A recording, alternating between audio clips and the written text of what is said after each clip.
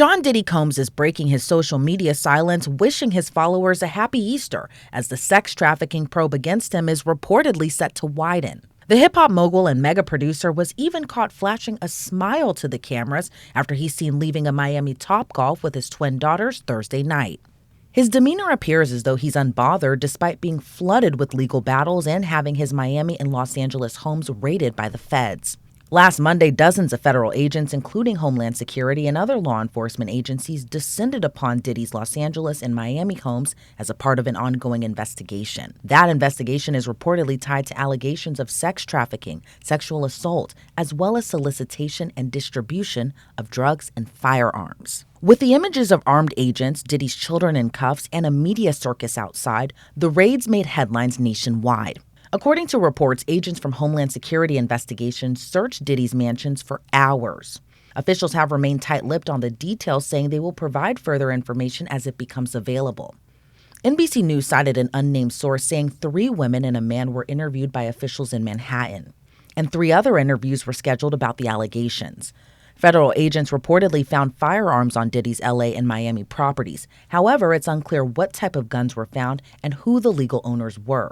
TMZ obtained these images showing the aftermath of the raid at his Los Angeles home. Drawers were ripped open, items were scattered everywhere, as the feds seemingly had their eyes on the computer hard drives which were reportedly seized during the raid. While the raid stunned and surprised the Hollywood and music industry, as digital forensics expert John Lucich explains, the feds have most likely been investigating the allegations of sex trafficking for a while. Well, it's a huge house, right? So they're going to be able to, they're not just going to go out and listen to one person and run it and search somebody's house. They're going to take their time and do an investigation and make sure it's a complete investigation, right? It's the only way to do things the right way.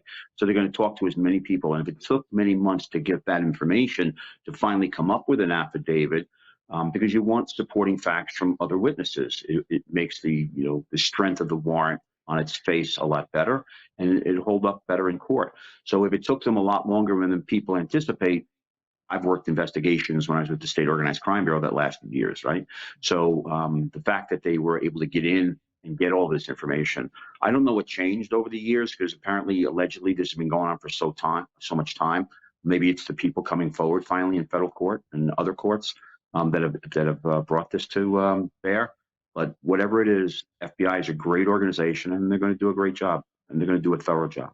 The claims of sex trafficking were brought up in a November 2023 federal lawsuit when Diddy's ex-girlfriend and singer Cassie Ventura sued Diddy on claims of rape, physical abuse, and sex trafficking. Diddy ultimately settled the suit for an undisclosed amount, a mere day after Cassie's lawyers filed the suit in federal court. Then a few months later, a former producer and videographer for Diddy filed a $30 million lawsuit against the mogul, accusing him of allegations that similarly mirror Cassie's lawsuit.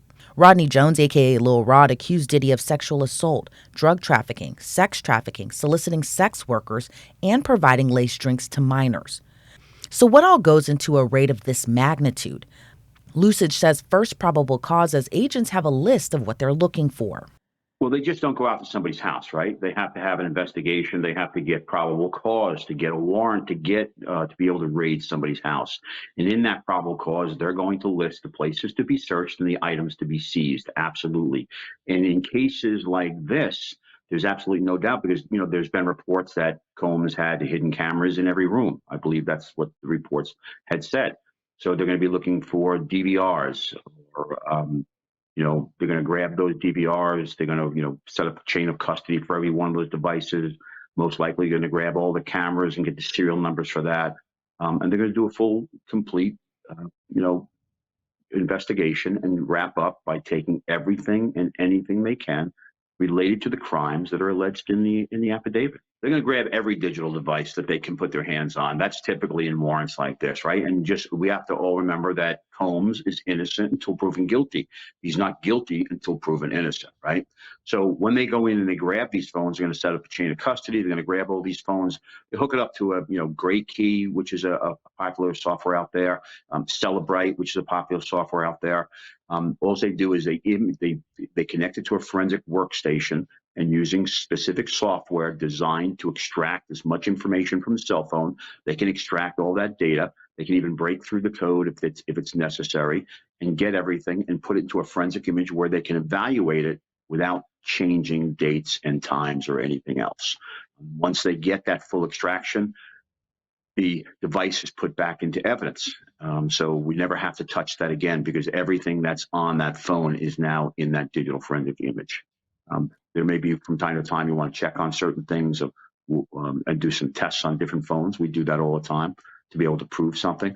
But when it comes down to it, thumb drives, hard drives, computers, tablets, cell phones, they're all going. And any other digital device, gaming computers, everything. So, what kind of data can investigators pull from those digital devices, such as phones? Lucich says anything from video to photos to emails and text messages. But phones are different from computers in that fact that computers have a lot more storage capacity. We're talking about trillions of bytes, right? Terabytes. We're not talking about gigabytes. The biggest phone today is about 1 terabyte big. We don't carry our computers with us all the time, and they're off most of the time unless we're using them. Cell phones are always on.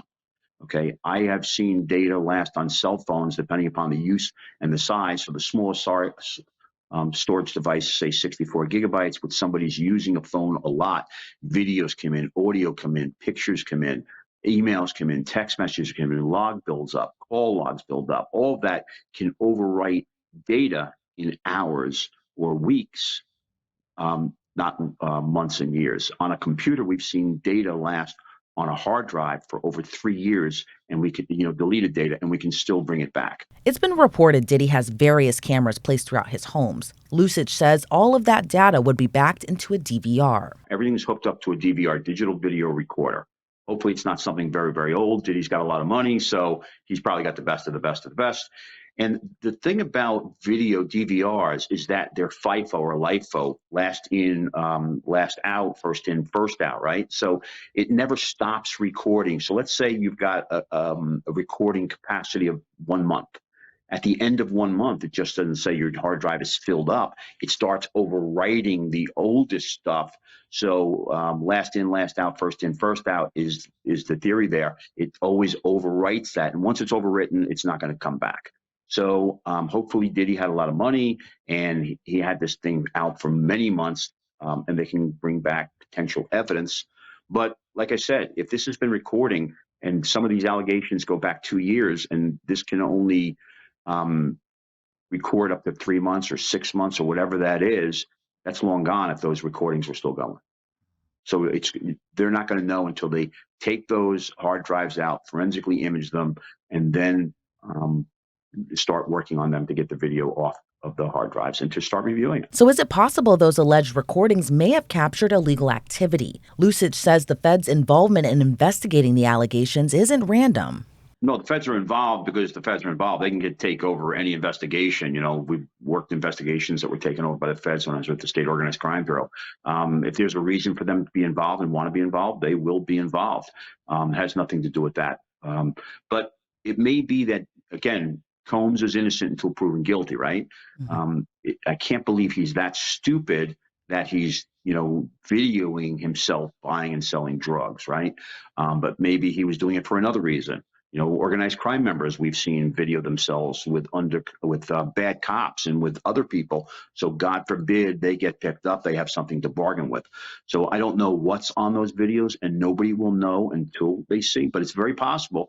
Sometimes we get comfortable. First of all, there's nothing wrong with having cameras in your own home. People have caught burglars that are breaking into their homes, right, with these video cameras, and people stealing from packages from their porches, right? So there's valid reasons, and just having video cameras in our homes and on our property is not illegal.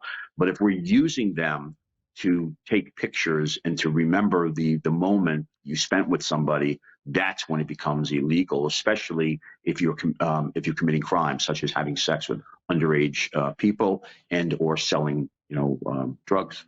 But we don't know what's on those videos until the cops take a look at it.